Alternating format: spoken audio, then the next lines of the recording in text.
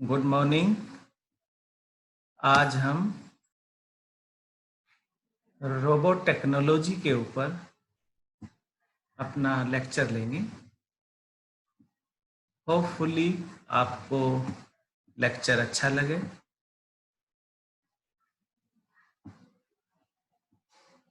Robot technology mechanical engineering के छठे semester का सीएनसी एंड ऑटोमेशन का एक इम्पोर्टेंट टॉपिक है। इंडस्ट्री के अंदर इसकी उपयोगिता काफ़ी अधिक है। आने वाले समय में इसकी उपयोगिता और बढ़ेगी। नेक्स्ट ईयर से ये टॉपिक कैड कैम के अंदर पढ़ाया जाएगा, जो कि सेकेंड ईयर के छात्र भी इसको ऑलरेडी पढ़ रहे हैं। सीएनसी के अंदर ये नेक्स्ट ईयर से टॉपिक नहीं रहेगा। इस साल के छात्र जो भी छठे सेमेस्टर है उनके लिए ये टॉपिक काफी इम्पोर्टेंट है। इस टॉपिक को समझने के लिए छात्रों को काफी परेशानी आती है। आशा करते हैं इसको समझ लेने के बाद वो आपकी परेशानियां दूर होंगी और आपकी रोबोट को समझने कई सारी चाहिए। मेडिकल बेस है, electrical, electronic, computer, artificial intelligence का ज्ञान होना रोबोट टेक्नोलॉजी के लिए अति आवश्यक है। तो जैसे हम स्लाइड्स के अंदर देख पा रहे हैं कि robot technology CNC and automation के 7वां चैप्टर के अंदर हम स्टडी करते हैं। ये छठे सेमेस्टर का सब्जेक्ट है। मैकेनिकल प्रोडक्शन के लिए है। मैं प्रवक्ता सुशील कुमार, डीएन पॉलिटेक्निक मेरठ, आज रोबोट टेक्नोलॉजी के ऊपर अपना व्याख्यान दे रहा हूँ। Robot technology unit 7 6.6 CNC machine and automation, mechanical production. शुरू करते हैं। Robot technology, an electromechanical device with multiple degree of freedom that is programmable to accomplish a variety of tasks। अगर हम रोबोट टेक्नोलॉजी की बात करें तो ये एक इलेक्ट्रोमैकेनिकल डिवाइस है, यानी कि कॉम्बिनेशन ऑफ इलेक्ट्रॉनिक्स टेक्नोलॉजी और मैकेनिकल टेक्नोलॉजी दोनों को मिला के एक डिवाइस है जो कि प्रोग्रामेबल है किसी कार्य को करने के लिए। इंडस्ट्रियल रोबोट के लिए रोबोट इंडस्ट्री एसोसिएशन आरआई ने रोबोट्स को किस तरह डिफाइन किया है? An industrial robot is a programmable multi functional manipulator design to move material, parts, tools और special devices through variable program motion for the performance of a variety of task. अगर हम इस definition में देखें तो कुछ मुख्य बिंदु हैं। Manipulator, programmable and variety of task, यानी कि रोबोट एक ऐसी डिवाइसेस है जो एक प्रोग्राम के निर्देशों की सहायता से ऑटोमेशन के द्वारा चलती है और किसी पर्टिकुलर कार्य को करने के लिए बनाई। तो ये हमने रोबोट की डेफिनेशन के बारे में बात की। Robot terminology, like robotics. Robotics क्या है? The science of robots. Humans working in this area are called robotics. तो रोबोटिक्स क्या है? साइंस ऑफ रोबोट्स, विज्ञान है रोबोट्स का, जिसको हम शॉर्ट में रोबोटिक्स कहते हैं। एक इंपॉर्टेंट पॉइंट डेफिनेशन के अंदर हो रहा है degree of freedom. The number of independent motion a device can make, इनके कितने इंडिपेंडेंट मोशन वो डिवाइस कर सकती है, जैसे फिगर में दिखाया गया है 5 degree of freedom, that is θ1, θ2, θ3 and θ4, and this O0 and O4 also.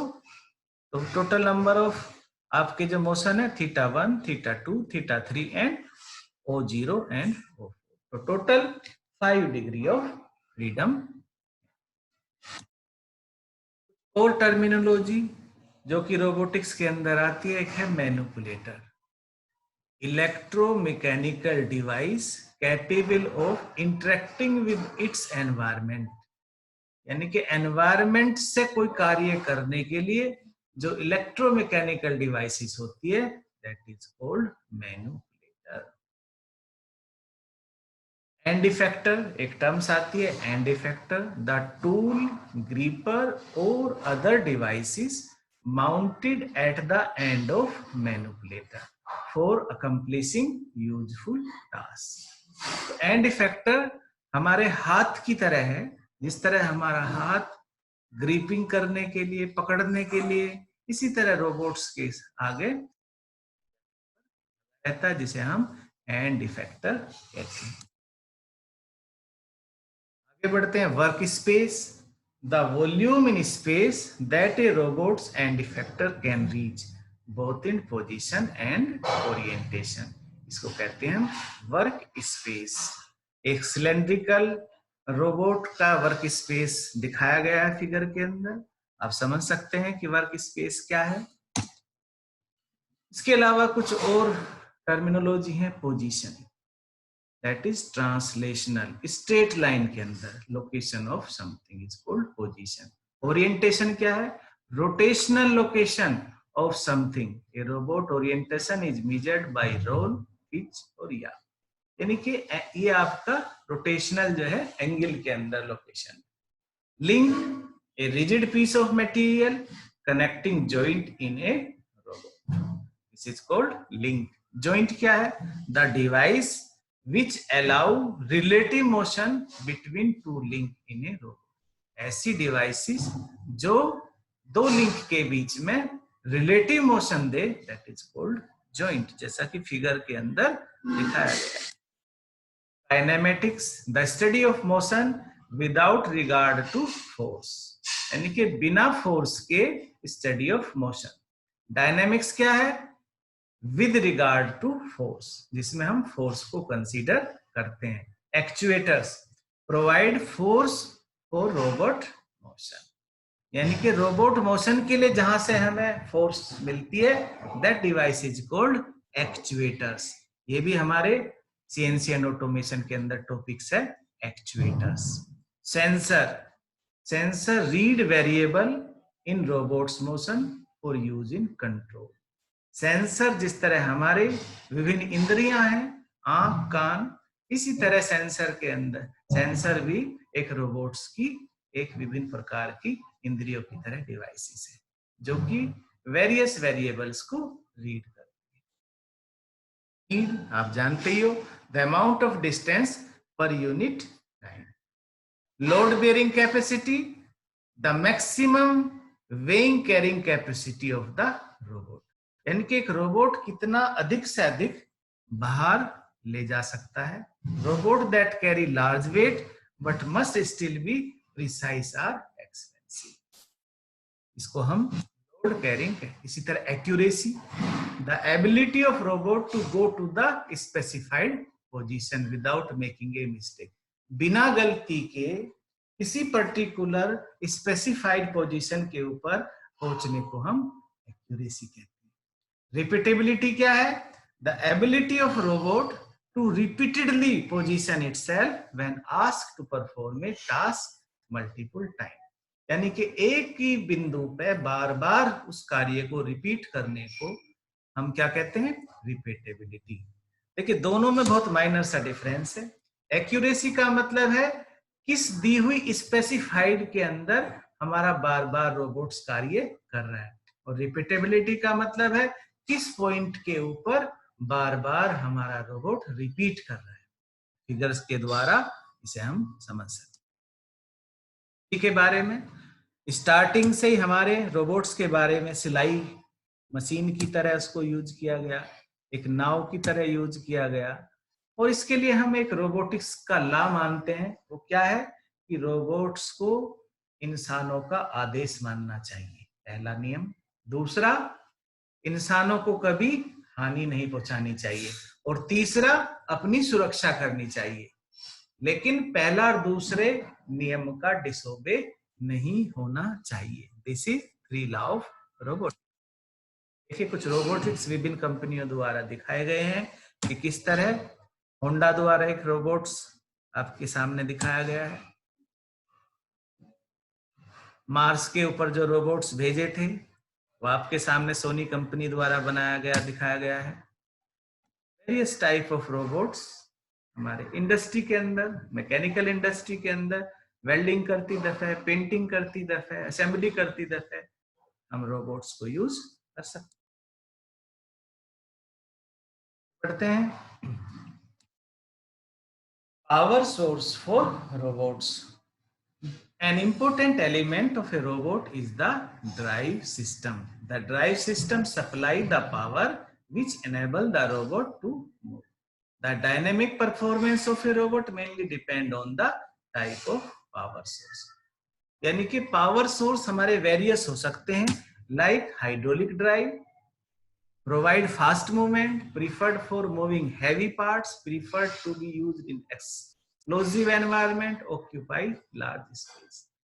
There is a danger of oil leakage. ये दो इसके डिसएडवांटेजेस भी हैं।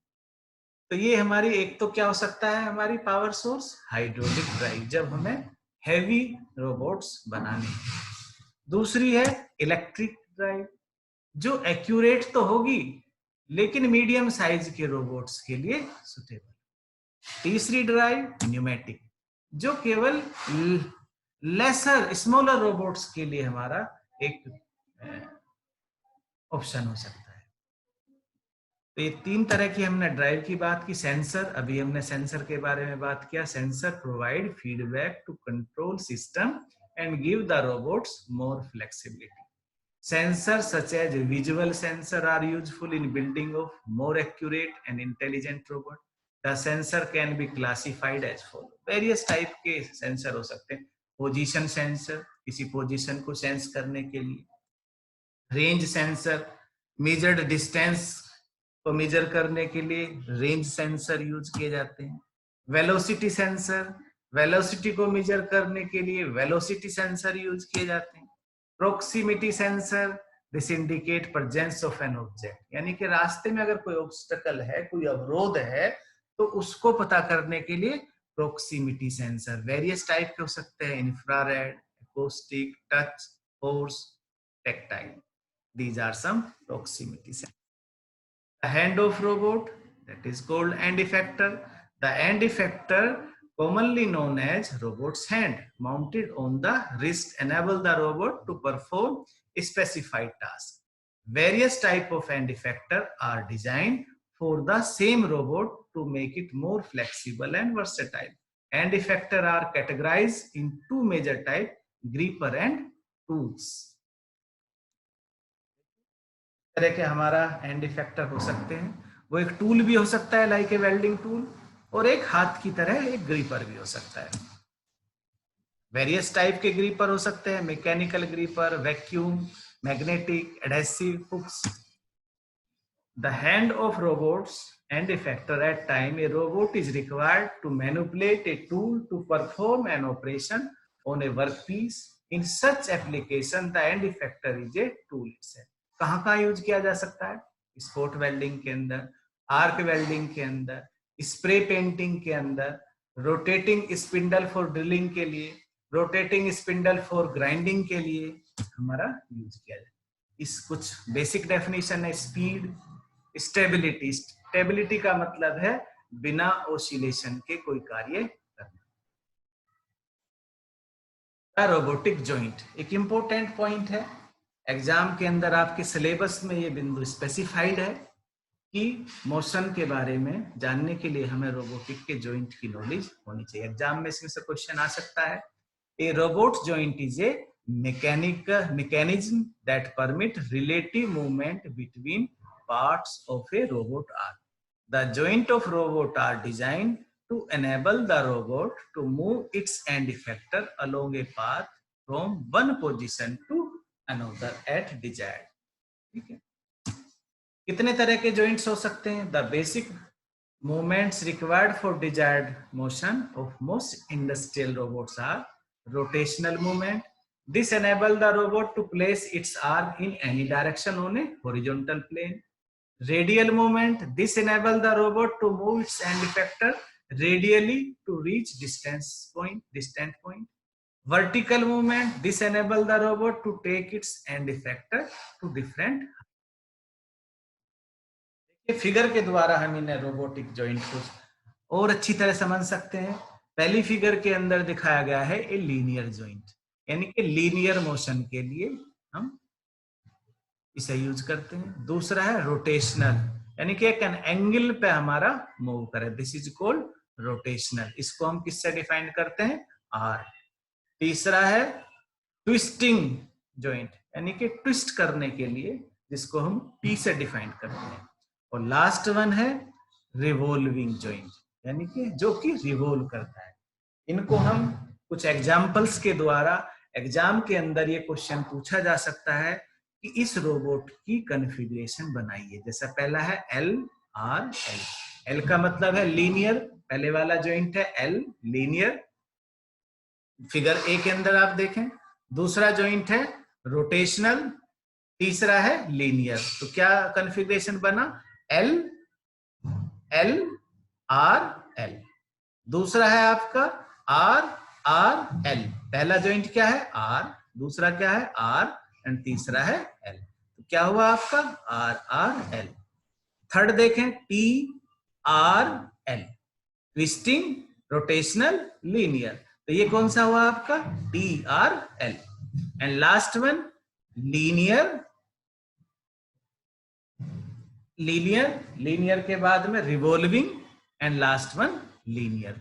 तो इस तरह हम कोई भी रोबोट कॉन्फ़िगरेशन को डिजाइन कर सकते हैं, बना सकते हैं।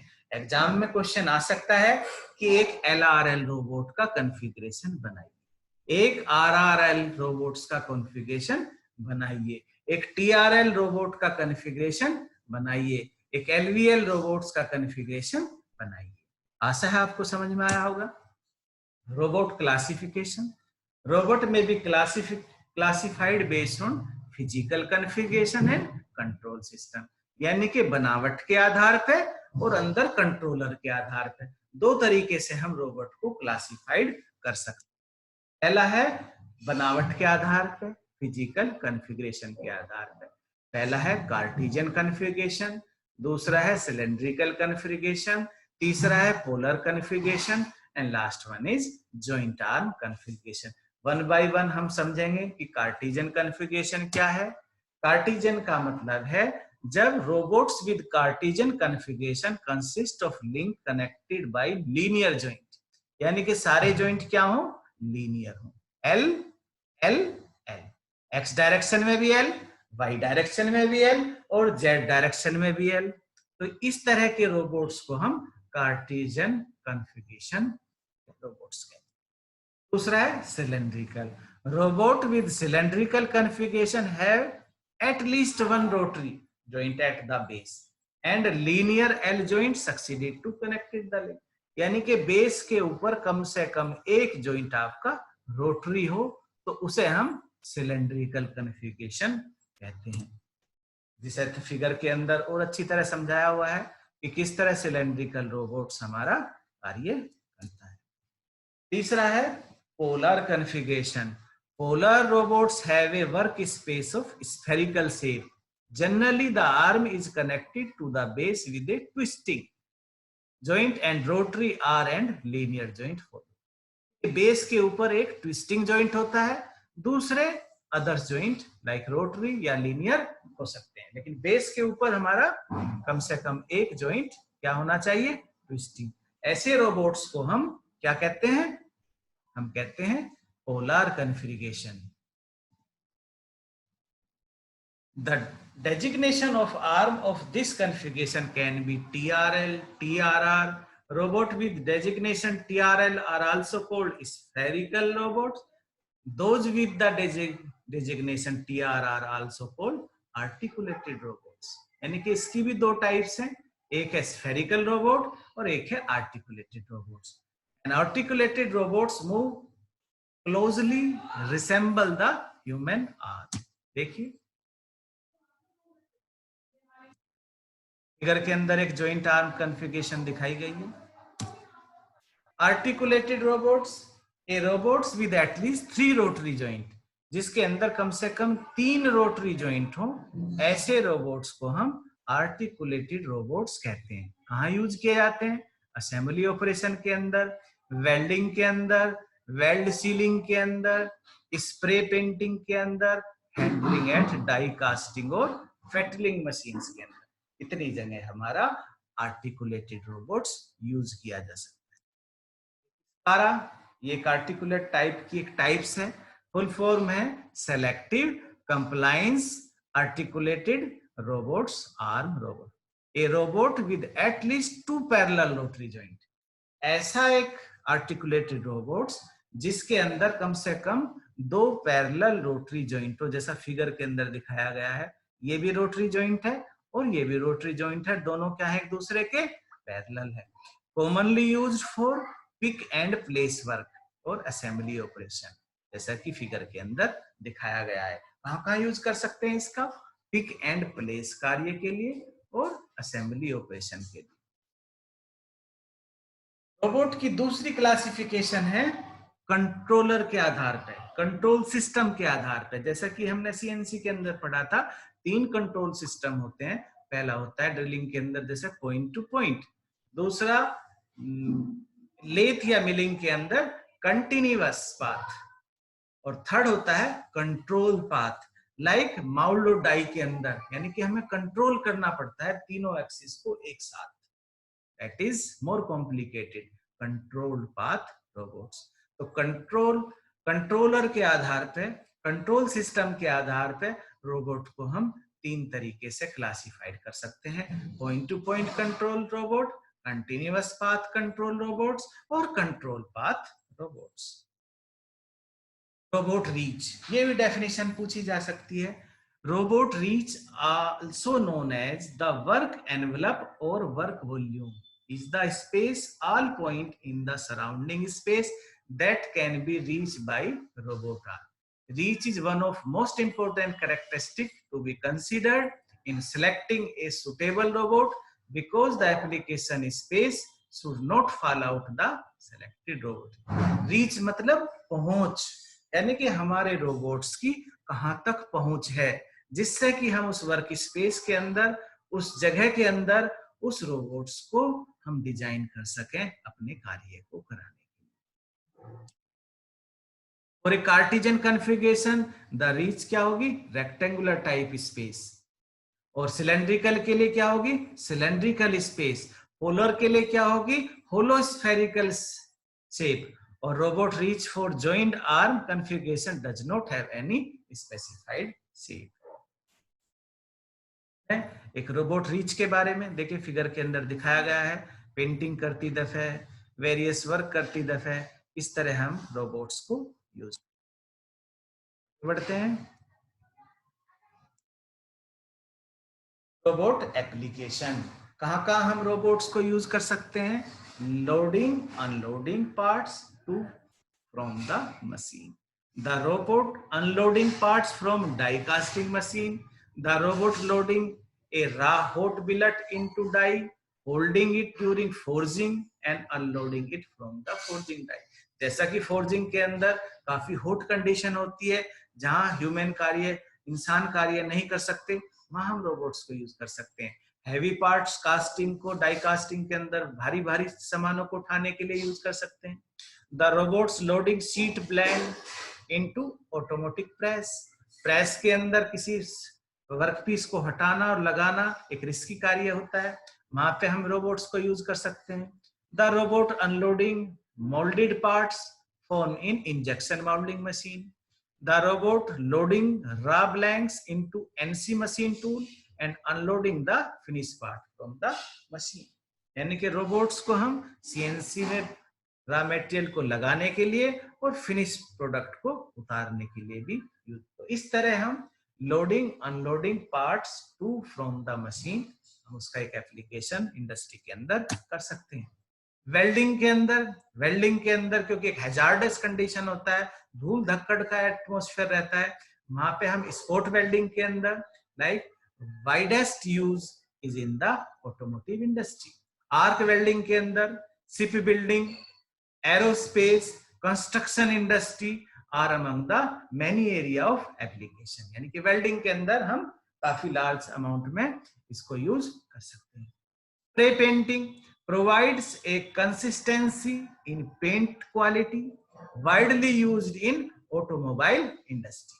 स्प्रे पेंटिंग के लिए हम इसे यूज कर सकते हैं।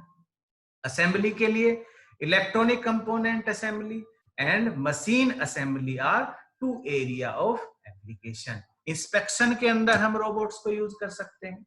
एडवांटेजेस क्या है? एक रोबोट्स को हम इंडस्ट्री के अंदर क्यों इतना प्रीफर करते हैं, क्यों आज धीरे धीरे इसकी उपयोगिता बढ़ती जा रही है? उसका कारण है ग्रेटर फ्लेक्सिबिलिटी, रीप्रोग्रामेबिलिटी, यानी कि वर्कपीस के आधार पे हम उसको वेरियस कंपोनेंट के लिए एक फ्लेक्सिबिलिटी के साथ यूज कर सकते हैं। उसको बार बार नए कार्य के लिए प्रोग्राम किया जा सकता है। ग्रेटर रेस्पॉन्स टाइम, यानी कि तुरंत जो है वो जैसे हम सिग्नल देते हैं रेस्पॉन्ड करता है। inputs than humans, provides improved product quality,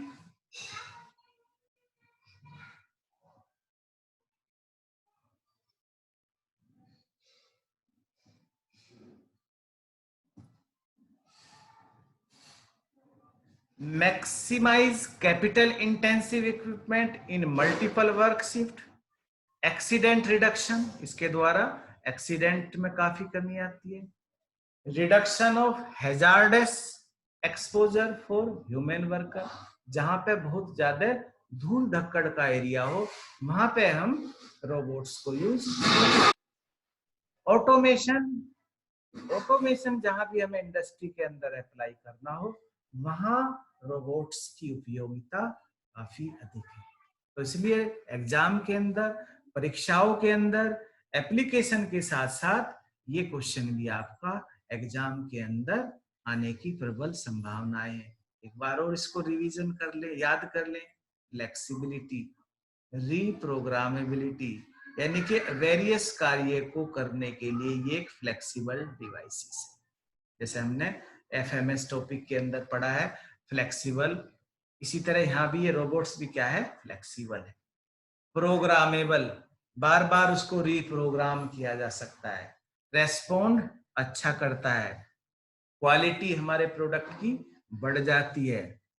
इसके अलावा मल्टीपल टास्क, एक साथ कई कार्य जो कि इंसानों से अधिक एक्यूरेसी के साथ कर सकता है।